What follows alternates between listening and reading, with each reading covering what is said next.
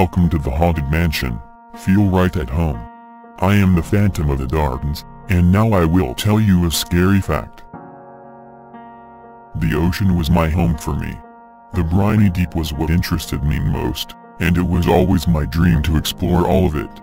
Yes, of course, as a diver you hear stories of vicious, immense creatures no one could prove. Like prehistoric monster sharks, or gargantuan squid with tentacles as large as city buildings.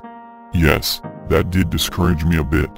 It was eerie, however, the fact that each time I turned, land was in the vast distance. Miles of water fading to an inky blackness was beneath my feet, and I was alone with just my older brother, the captain. I had just come up from a dive. I swam through swarms of pelagic fish who swam neither at the bottom or at the surface. In my travels, I met a humpback whale and her young calf, and I met a shark deterred by my suit and oxygen tank. Yet, there was something rather odd happening. My stomach sank as I recorded my odyssey in my journal, when the boat began to rock. Odd, the water was as still as glass just a minute ago. It would pass, I convinced myself, with a sudden rush of terror. I began to grow rather suspicious when the waves got larger and the rocking became more intense. I stood and put my journal on the seat. I paced slowly to the starboard side and peeked over the side to see nothing but a deep blue. My heart slowed. I sat back down as the water calmed, only for it to rise back up with an intensity that brought water into the boat. My ears picked up the small breeze flowing through the air. My head snapped to find nothing there but a fly, or a fuzz in my vision. "Mark?" I asked as I stumbled toward the captain's quarters, my voice shaking with anticipation. No reply.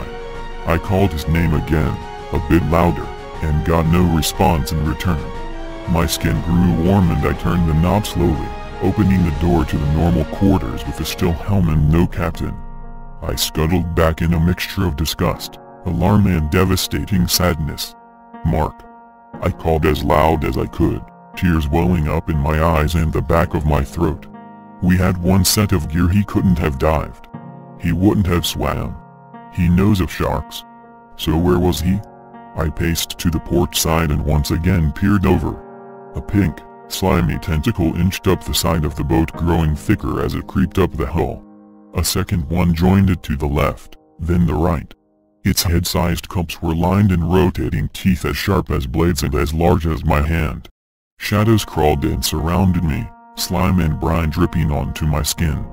A suction cup grasped my back, the teeth sinking into my flesh and releasing hot, stinging liquid into my tissue. I attempted to scream, but nothing moved. Paralyzing venom. I could only watch through fading vision, the gargantuan squid I've heard so much about. And I could still only watch, as I neared its peak, and heard a crack as my bones broke under its strength. I woke up later that day, unable to move, only left to my senses. I'm still here, in the Atlantic. Join us, subscribe,